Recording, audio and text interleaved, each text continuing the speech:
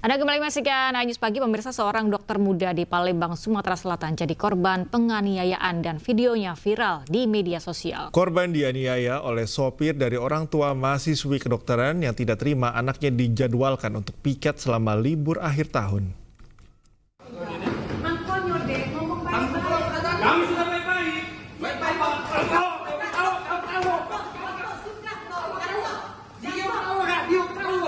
Inilah detik-detik penganiayaan yang terjadi di sebuah toko kue di Jalan Demang Lebar Daun, Palembang, Sumatera Selatan. Seorang dokter muda yang juga ketua Koas Fakultas Kedokteran Universitas Sriwijaya bernama Lutfi menjadi korban kekerasan akibat persoalan jadwal piket akhir tahun. Akibat penganiayaan ini, Lutfi menderita sejumlah luka memar di wajah. Pelaku pemukulan yang berbaju merah berinisial DT diketahui sopir dari orang tua mahasiswi kedokteran yang tidak terima anaknya dijadwalkan untuk piket selama libur akhir tahun. Kami sudah baik-baik.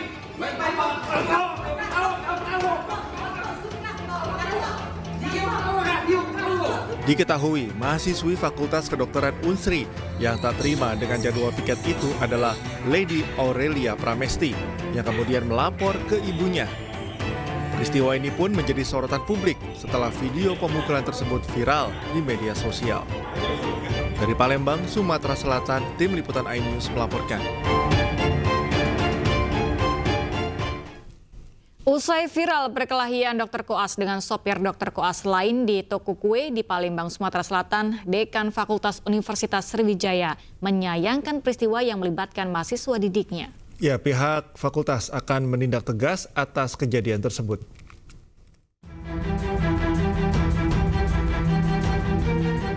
Dekan Fakultas Kedokteran Universitas Sriwijaya, Dr. Sarif Hussein, menyayangkan perkelahian antara dua pria yang salah satu di antaranya merupakan dokter koas yang terjadi di toko kue di Jalan Demang Lebar Daun, Palembang, Sumatera Selatan.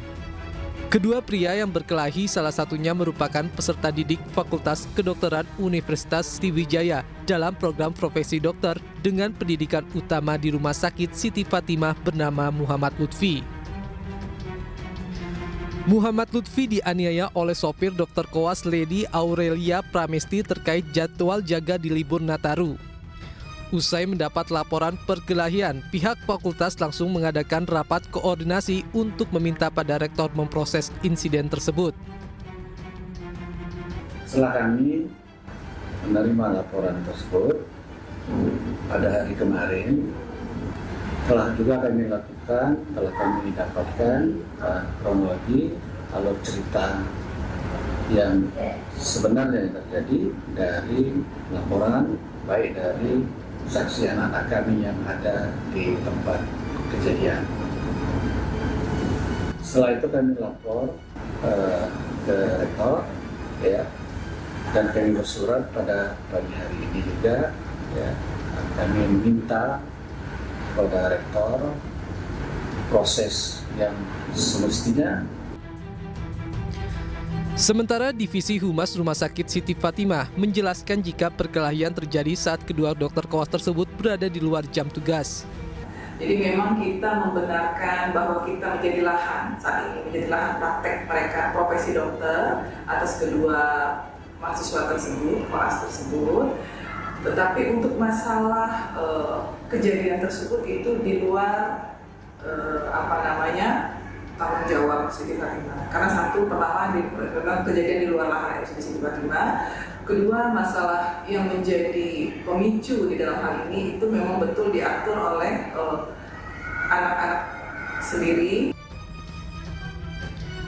Sebelumnya, dua pria terlibat baku hantam di sebuah toko kue di Jalan Demang Lebar Daun, Palembang, Sumatera Selatan. Sejumlah rekan keduanya yang berada di lokasi pun berusaha melerai pertikaian. Akibat perkelahian, salah seorang pria yang berpakaian dokter koas dirawat di Rumah Sakit Bayangkara, Palembang karena alami luka di bagian gigi dan muka.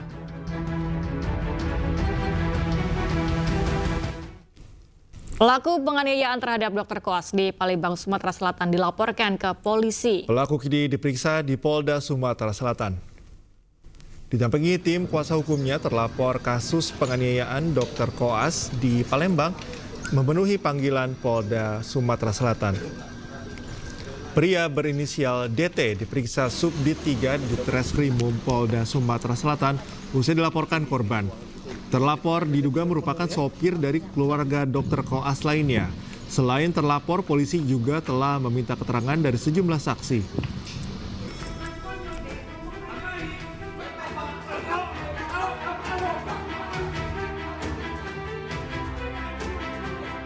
Bahwa saat ini terduga terlapor sudah berada di unit 5 ya, di Subdit 3 di unit 5 sudah datang, tadi diantar oleh pengacaranya, jadi saat ini diterima oleh penyidik.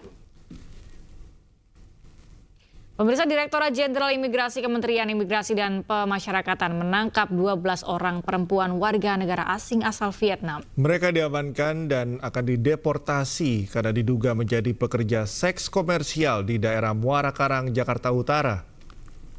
Ke-12 orang warga Vietnam tersebut masuk ke Indonesia menggunakan bebas visa kunjungan dan datang ke Indonesia dengan tujuan berwisata. Namun mereka diduga bekerja menjadi pekerja seks komersial, berkedok Ladies Companion atau LC. Seluruh WNA Vietnam ini akan dikenai tindakan administratif keimigrasian berupa pendeportasian dan dimasukkan dalam daftar penangkalan yang berlaku selama 2 tahun. Para WNA Vietnam yang diamankan tinggal di Indonesia sekitar 1 bulan. Saat ini kasus masih dalam pengembangan untuk mengungkap jaringan yang lebih luas. Berawal dari laporan masyarakat yang masuk ke kita, kemudian dari laporan tersebut kita tindak lanjuti dengan melakukan lidik selama kurang lebih 1 bulan.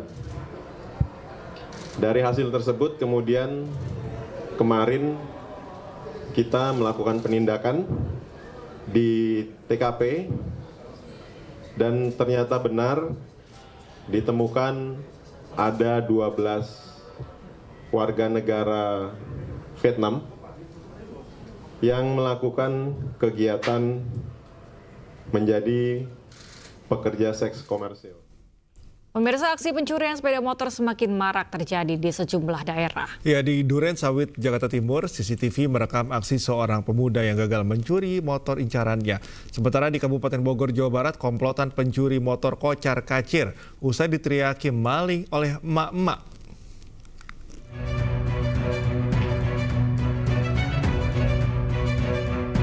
Seorang pelaku terekam hendak mencuri motor di gang kawasan Duren Sawit, Jakarta Timur. Pelaku sempat memantau suasana hingga nekat melakukan aksinya. Namun pelaku nampak kesulitan saat mencokel kunci kontak motor sasarannya. Meski sudah menggunakan kunci letter T, kunci kendaraan tak kunjung bisa dibuka. Akhirnya aksi pencurian tak bisa dilanjutkan setelah pemilik motor yang merupakan pedagang lontong keluar hendak mengantarkan dagangannya. Itu motor nggak bisa, lagi diakalin, mungkin udah rusak posisinya. Lubang pojinya udah rusak, dengar suara ada orang buka pintu, ternyata bapaknya yang Feris ini keluar mau ngangkat lontong. Meskipun gagal melakukan pencurian, namun warga menjadi khawatir karena wilayahnya kini sudah menjadi sasaran aksi curanmor. Dari Jakarta, Rio Manik, iNews melaporkan.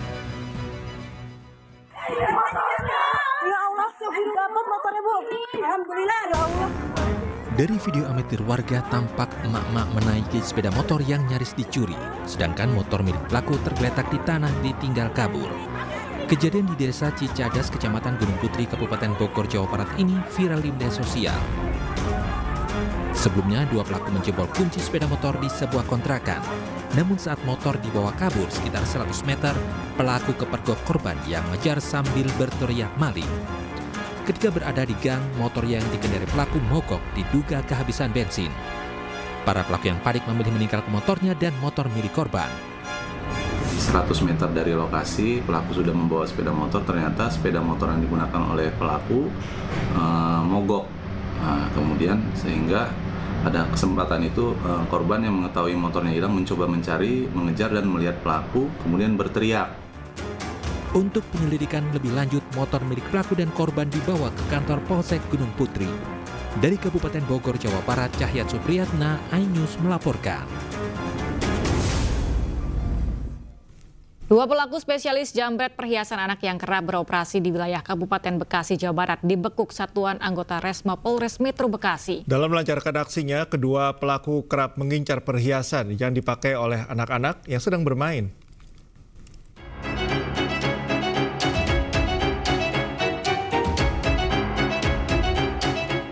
Sempat viral di media sosial pelaku jambret yang menyasar perhiasan anak beraksi di kawasan Bekasi, Jawa Barat.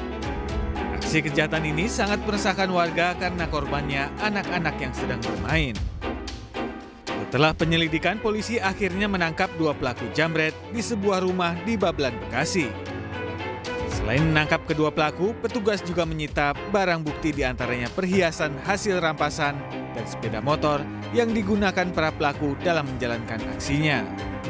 Dari mengincar anak kecil yang memakai perhiasan terutama kalung.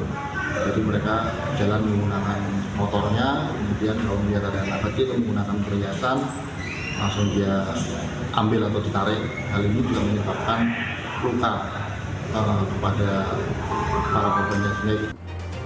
Para orang tua pun diimbau agar selalu mengawasi buah hati mereka dan tidak mengenakan perhiasan berlebihan agar tidak menjadi sasaran pelaku kejahatan. Dari Kabupaten Bekasi, Jawa Barat, Didit Junaidi, iNews melaporkan. Pemirsa, fenomena air telaga yang tiba-tiba habis dalam waktu 1 malam menghebohkan warga Kabupaten Kebumen, Jawa Tengah. Air telaga seluas 1 hektar tiba-tiba kering kerontang masuk ke dalam perut bumi.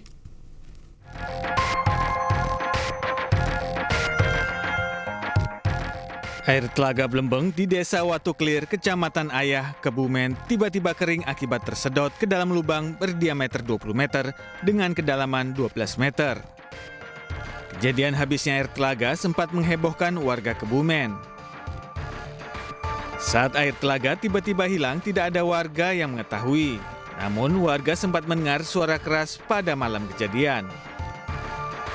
Lihat ini lebar ya kurang lebih 10 meter ya. 10 atau mungkin 20 meter. Kedalaman itu ya sekitar 7, ada yang 12 yang sebelah sana. Ini pertama kali atau sebelumnya sudah pernah terjadi tahun-tahun sebelumnya, Pak?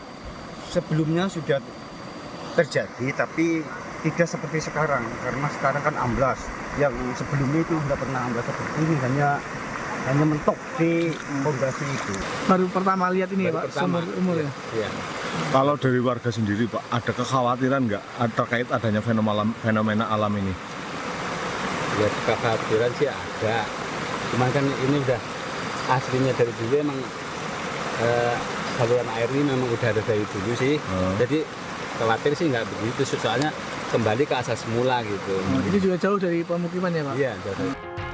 Warga yang khawatir dengan adanya kejadian tersebut mengaku takut lubang di tengah telaga semakin meluas. Sebelum mengering dengan tiba-tiba, telaga seluas 1 hektar biasa digunakan warga untuk tempat pemancingan dan memiliki kedalaman hingga 8 meter. Dari Kebumen, Jawa Tengah, Johartoyo, iNews melaporkan. Hingga hari ke-7, banjir masih merendam ratusan rumah warga di Kabupaten Jombang, Jawa Timur. Meski banjir berangsur surut, namun ketinggian banjir masih mencapai lebih dari 1 meter.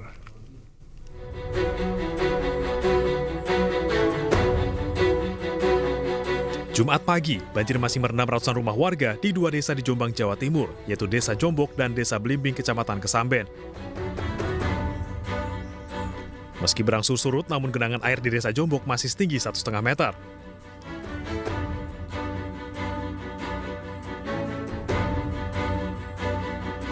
Pemirsa, seperti ini kondisi banjir di Dusun Beluk, Desa Jombok, Kecamatan Kesamben, Kabupaten Jombang. Hari ini merupakan hari ke-7 banjir melanda Dusun Beluk. Dan hari ini sudah menunjukkan tanda-tanda airnya mulai surut dibandingkan hari kemarin. Meski demikian, genangan air masih cukup tinggi, sehingga membuat warga sampai saat ini masih tetap bertahan di pengungsian. Mereka belum berani pulang ke rumahnya masing-masing. Meski sudah disediakan 3 tempat pengungsian oleh pemerintah, namun banyak warga yang memilih mengungsi di tempat lainnya, seperti musola, masjid, atau di rumah sanak saudaranya. Warga mengaku jumlah pengungsi di posko pengungsian terlalu banyak, sehingga mereka merasa kurang nyaman. Dari Jombang, Jawa Timur, Muhtar Bagus, iNews melaporkan.